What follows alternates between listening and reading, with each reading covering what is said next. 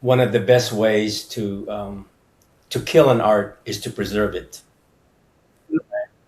And all that meant to me is you need to keep layering it to it, adding your goulash into it, and then it keeps growing, and that's how the art grows, right? You may lose some part of it, but what you internalize in your body is what you're sharing, which is the most part. Obviously, everybody else has their own take. Jason, my take, all the other people.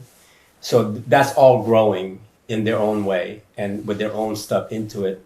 So I think that's the best part about it. For me, the biggest thing that I recognize the most, besides his, I want to talk about his craftsmanship right now, because to me, that's the most important part. But to me, the only thing he told me was, whatever you're doing with this or whatever it is that we're learning, is put music on. So music has a very strong influence on me in terms of, and even to this day, I'll put it on and I'll feel this, I'll feel the bass line, I'll feel the rhythm line or whatever, and I'm doing what I'm going to do, right? Or imagine whatever it is. So in my head, I look good though, right? but you dance like nobody's watching, and you just play. And I think that's the most important part that I got from Sonny was the music. The music and the ability to play and imagine and throw things out there. So I think I've had that in my head every time. And every time I put a thing that he has in my hands, you just channel whatever's coming through and then you just play, right? Whether it's short or long or whatever it is that you're going to do. I think to me, that's the most, if I can share anything to anybody, it would be that.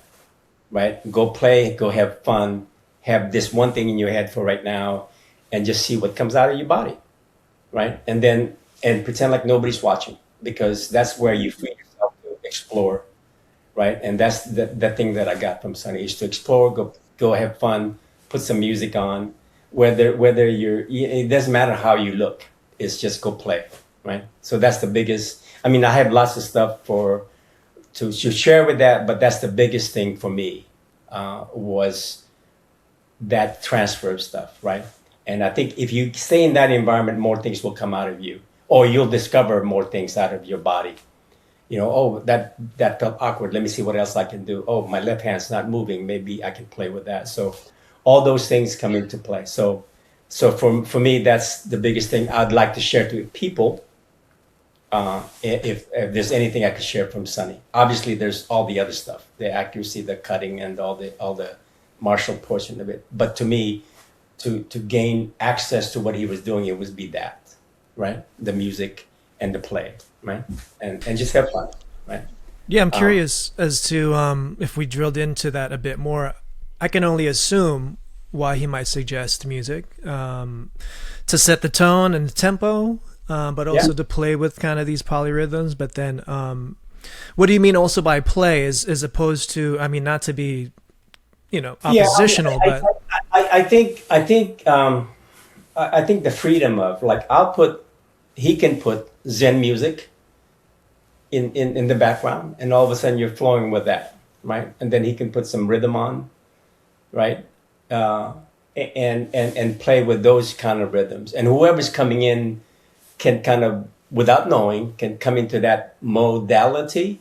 Then all of a sudden you're in that mode, and then now he can share whatever he's sharing, right? So he picks and chooses what he wants to share, but he sets a tone.